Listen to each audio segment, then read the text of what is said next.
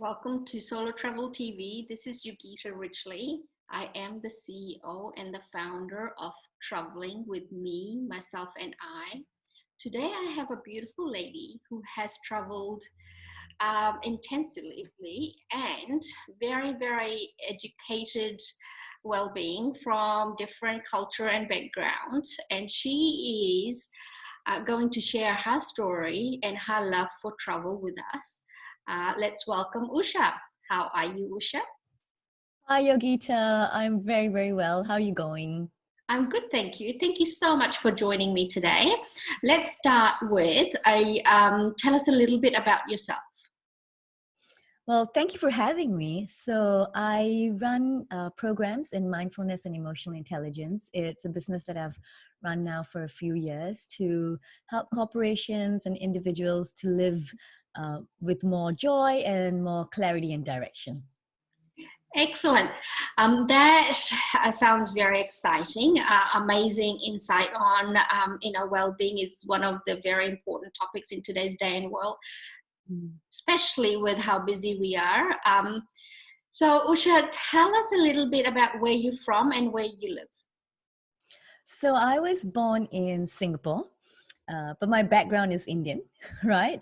So I often get asked, when I say I'm Singaporean, they go, "Oh, but you don't look Singaporean." So my background is Indian, born in Singapore, raised there, and now been living in Australia for about 8 years. Yeah. Excellent. So I know what you mean, when you say, oh, I am from New Zealand, they go, oh, you don't look New Zealander, or I live in Australia, or you don't. Yes, we have got that problem nowadays. You don't look like where you were born or where you live. So I A can good one. relate to that. Absolutely. So let's get started with the very first question. Now, what is one thing that you love about traveling? Wow, to pin down one thing would be quite difficult, but I will do my best. I would say meeting people, just the range of people that you would normally never have a conversation with, or even having so much language barriers and still being able to understand. That I think is probably my favorite part of travel. And in one of the things that I always like to talk about is mindful communication. And you really have to get so mindful when you're in a different country and communicating with someone with completely different cultural nuances and values and beliefs. So that's probably my favorite part and where I learned the most about a place, speaking to the locals. Absolutely. I love that answer. That really is the most authentic way to connect with where you are and what you want to learn from each country. Like you said, each country is different. They have different beliefs, different culture, and different way of living, and obviously the language. And I am a strong believer in you actually haven't really traveled unless and until you have connected with the locals. That's where the authentic part of traveling actually lives, in the local, and the treasure of being connected with these local people, learning their culture and trying to speak their language and understanding their way of living and showing the respect.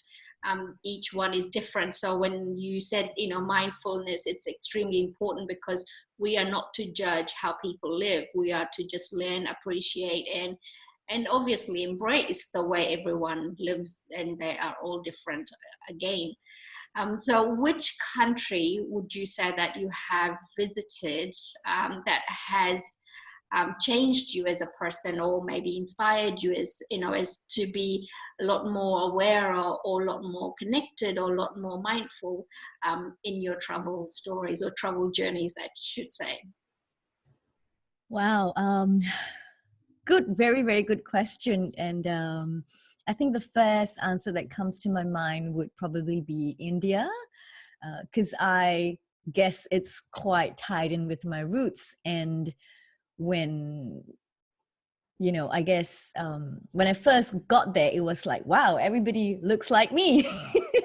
But then when I start talking, they knew straight away that, or sometimes I didn't even have to start talking. They knew straight away that she's a foreigner, you know. Um, but having said that, probably one of the places that was so eye-opening for me, and the few times that I've been there was to do some charity work as well. So we really got to see a lot of the villages, how the kids are there, how people live in not just the city, right? So for me, that was really, really eye opening. And I went there when I was still in my 20s and sort of starting out my career and sort of being in that, oh, I'm striving to build this great career sort of mode. And being there, just watching how people lived and how happy they were. Like we were in this village in this small little hut. And before you knew it, all the kids in the village were outside and the lady was saying, hey, go get them some cola and this and that. And we had suddenly one kid coming with a whole big bunch of mangoes that he had plucked from a tree, another one with some drinks, and then she had come with some biscuits and, little bits of tidbits. And they were like talking to us about their lives and, oh, this is from that tree. And then suddenly we had coconut water. And I thought, goodness, anyone who is from the city or who's lived in a country like Singapore, for example, well, not everyone, but a lot of people do tend to complain and take a lot of these little things for granted. But they just, in their essence, knew how to be grateful and value what they had. And they were so proud and happy to be who they were. I was like, I'm going to learn a lot from this trip. So yeah, that was very poignant, I think, that particular experience. Yeah, absolutely. Like you said that it changes you as a person when you see people not taking life for granted and not taking everything for granted. And like you said, Singapore, again, New Zealand, Australia, we are so blessed that we have so much. And instead of being grateful for how much we have, we tend to take them for granted, which is sad. But a trip to India or a trip to somewhere like India does open your eyes and open your heart to a different um, level of living, a different aspect of living, and how to appreciate simple things. And I had the similar experience when I was in India. We were going through a village, and I actually found myself a little lost, which was not a uncommon thing for me to do. And when I, was asking how to get back, this family of four that lived in a tiny little hut, and they invited me inside to come sit down, have a cup of tea while they kind of figure out where I'm supposed to be going. And that, just that, hospitality and that love and the warmth and the invitation to be part of their family and in their tea ceremony kind of experience was just mind-blowing. Like, we don't even acknowledge the fact that people can come in our house, strangers I should say, can come in our house and have a cup of tea while we help them. We just are too busy being busy and don't really want to help anybody. But yeah, this was absolutely mind-blowing and amazing for me to experience similar experience to you, which is, I totally can understand what you mean. Now, what part of traveling, I know like we all love traveling, but there's always highs and lows about everything in life. What part of traveling you don't like? I try to like most of it, just because I guess with mindfulness, you want to accept everything that's happening. But if I had to choose my least favorite bit, it would be, I guess, the whole transit period where, sometimes you have to catch a train to get onto a plane or, things like that. And you're in this crowded airport and you're not sure which way to go, or I sort of am cheeky a little bit because we try and get the shortest waiting time possible as well. So we have missed our flights before, but you know, it is what it is, and we have fun along the way. But that part, sometimes you're just like, okay, we're on high alert, we got to do this, we got to do that, and then you might be hungry and you think, oh, I didn't have time for a meal. So if you are someone who hasn't traveled so much or not used to the, you know, doing the transit, I would suggest maybe having a little bit of time in between your flights, so that you're not rushing. Um, I think so far I've only missed 2 flights, so it's not too bad. Absolutely a good idea. I have to admit, this is one of the things I do when I do book travel tours for individuals who haven't traveled much or haven't traveled before, is giving them enough like, you know, transition time at airports and changing flights and so forth, because you can easily miss your flight. And Yeah. you can easily get sidetracked with all the chaos that's happening through customs and, you know, checking in, checking out, and so forth. I have to agree with you. There's almost nothing that I don't like about traveling. My problem, or the thing that I say when people ask me this question, is that I hate coming back home. which is which is again, you know, sad, but it has to happen at some point. So yeah, I can relate to you, you know, as you know, being mindful person and connecting with everything that happens around you. You have to accept everything that's part of the journey, and that's the biggest Yeah. take on traveling. Traveling gives you that, how you actually have to accept it. There is no ifs and buts. If you are going to be sitting in the transition Yeah. lounge for 2 hours, that's it. You know, you have to entertain yourself. I find myself talking to a lot of people, kind of like sometimes putting my nose where it doesn't belong, trying to ask the questions. But yes, and that's kind of like, you know, how you actually, I do most of my research and watching people at the same time, how they interact Yeah. and how they kind of like try to hide. They don't want anybody to see them. They're there, and so forth. So yeah, it is very interesting. You can write a whole book about how people deal with transition periods between flights and so forth too. So I think so, yeah. And I love people watching when a flight has been delayed, yes, and you see all these different emotional reactions that happen, right? And we don't know what's happening in their lives, or why they need to travel, or why they need to be somewhere. So sometimes we might see really like strong reactions. And so that's when I go, okay, we can't judge anyone based on their absolutely. reactions just because you are calm, or you are upset. You know, it doesn't really, you're not meant to match. And that's quite nice when you sort of watch the wave going through people's faces. Yes, absolutely. And like you said, you are not there to judge, that's for sure. So let's do the next question. And I think this is going to probably be a hard question, because you are so well traveled and also very cultured. Has there been any country or cultural experience that you have had where you have just went like, wow, I love the way they live, or I love the way they do things, and this is something that actually literally changed you as a person? Good question. Something that they do culturally. Oh, there's so many beautiful experiences. Which one do I pick? I'm gonna say Spain, simply because I've been there the most number of times and really did get to make a lot of friends there. And it was quite similar with India, in the sense that they were really welcoming. And I have been to so many people's, you know, um, homes now, right, in Spain, and they just really, yeah, they just always treat me like family. And there's this sense of equality. Like, they don't really ask what you do so much or whatever. They're like, hey, and if I'm coming with a friend, they're like, oh, bring your friend along, or you know, that sort of stuff. They're just really open. There is a sense of ease as well in the, you know, well, time is a little bit elastic there, as you probably know.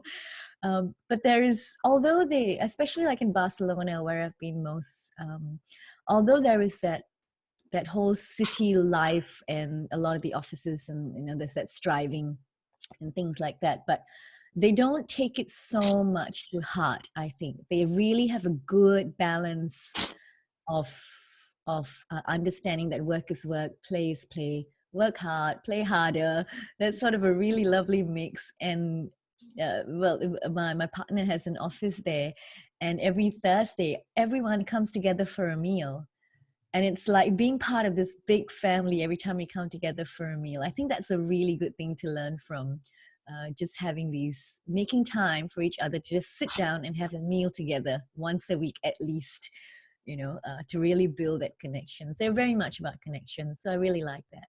Yeah, absolutely. I think Spanish culture is beautiful. I have been very lucky to experience what you just said. It is all about connection. And if there is a party of four, before you know it, it's a party of 400 in no time. And that's what I loved about it as well. It is amazing to have that, that, I don't really know the word to use here. It almost like if there's few people there, everyone just assumes they are welcome. They don't have to wait for an invitation, which we actually lack in our culture in Australia and in New Zealand. And I'm not quite sure about Singapore, but it's something that we have to wait for an invitation to be part of something.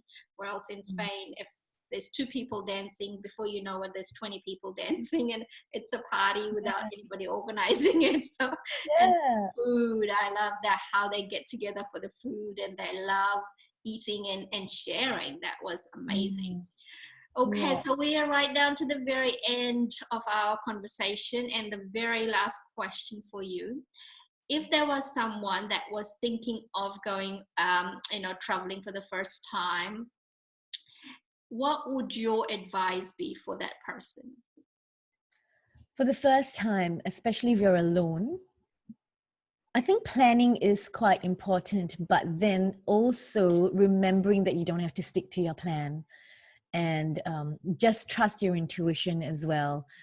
Make sure you have really good internet, because Google Maps has been a lifesaver in so many places. Especially, I like you, I love getting lost, and I think pretty much in every city that I've been in, I've been on just sort of follow your nose, see where it takes you type walks.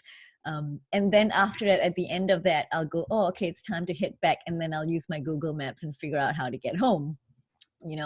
So I think having a plan is great. Where you're going to stay, the safety of the place, and if you have certain dietary requirements, like for example, I'm vegetarian, so I tend to sort of see where I can get healthy smoothies for a bit, or where I can get proper vegetarian food and things like that as well. And do a little bit of research, but then after that, also not be so stuck on how it should be, and really sort of embrace and go, oh, you know what? I had that plan, but it's okay. I'm going to follow my nose because this feels exciting right now, and just do that. Yeah, absolutely. I love it. I love it. That's an awesome advice. Planning is amazing. It is very important as well, especially if you're traveling to a country you haven't been before, and especially if you're traveling alone. But when you get to these places, and if you feel that you can and you are able to follow your nose, get lost a little bit, and you're still comfortable with these decisions, and like Usha said, follow your intuition and make sure that you actually listen to your intuition. This concept of just following your nose, getting lost to find yourself, really works. And I actually don't even have Google Maps to go back home. So Usha is actually smarter than me. I actually just follow my nose to however long it takes to get back home, only because I find there's a lot more that intuitively we actually know that we give ourselves credit to. And this is when you can actually tap into that. So thank you so much, Usha. Thank you for your time, and thank you for sharing all these insights and amazing travel journeys with us.